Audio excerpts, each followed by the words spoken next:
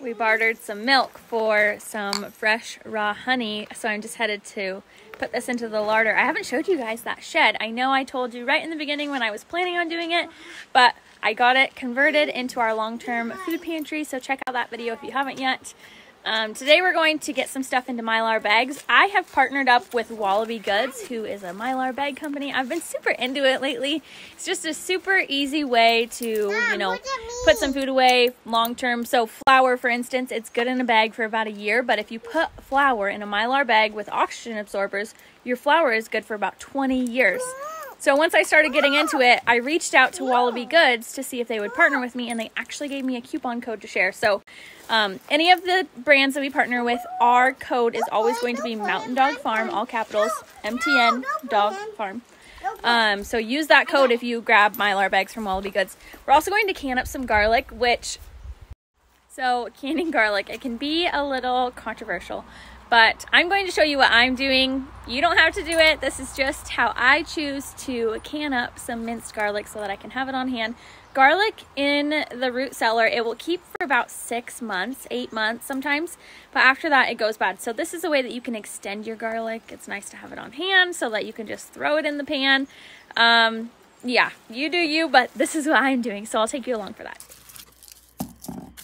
Be planting it the end of next month, which is so crazy. Fall's already here. So before you do anything with your garlic to process it, you want to take out the biggest bulbs that you grew, because this is your seed for next year. So I took out my biggest bulbs, and now this is what I have left. Sorry, I just have my address. So this is what I have left, and I'm going to be processing most of this into minced garlic. So the first thing is we just separate it. I'll chop up the cloves individually and just put the minced garlic right into my jars.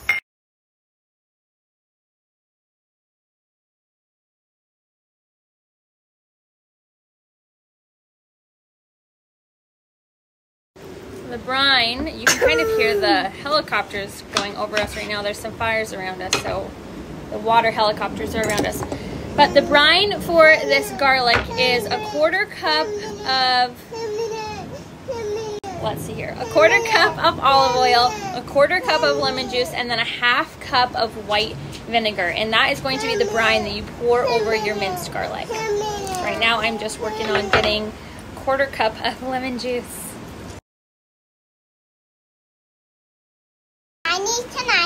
Yep.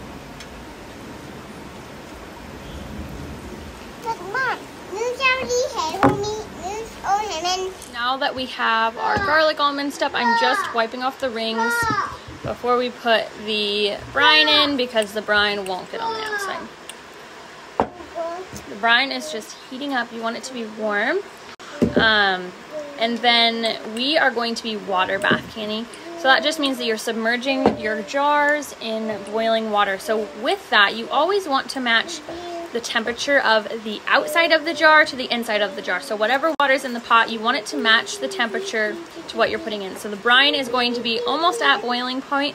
So I'm going to put it into the water when it's almost at the boiling point, and that will prevent you from breaking your jars.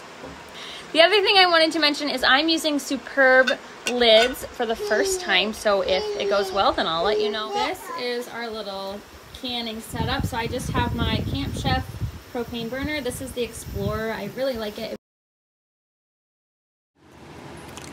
We are in that shed that I was talking about earlier. Go back and look at the videos and you'll see what it looked like before. It looks so different in here, but I don't do full tours just for privacy reasons. So there's your little sneak peek at our root cellar, outbuilding, meat processing, dairy storage shed. It's our kitchen. Everything is done in here except for cooking.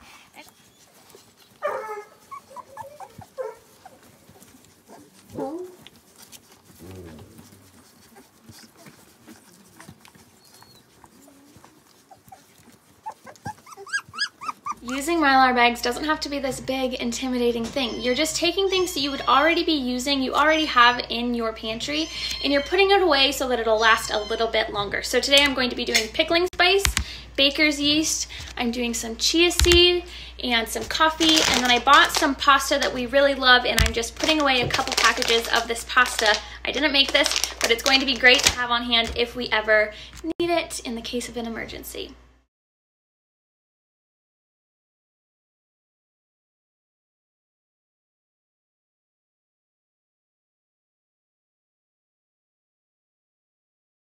Now that I've got all my bags labeled, I'm just going to fill them up. It's just that easy.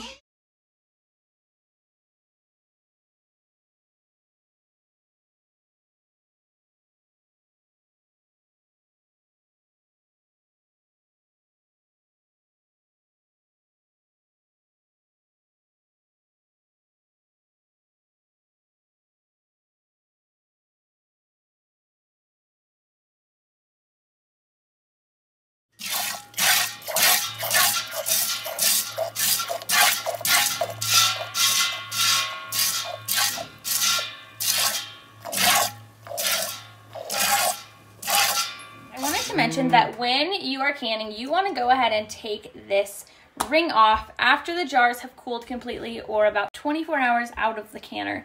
And that is because if you keep these rings on, it's going to create a false seal. So if your lid, the rubber ring, if that pops up and has a little bit of air coming in, that's when you get that bacteria growth. But if you have these rings on, you'll still be getting air, but it'll look like it's sealed. So just take your rings off after about 24 hours, and that will just ensure that you got a good seal.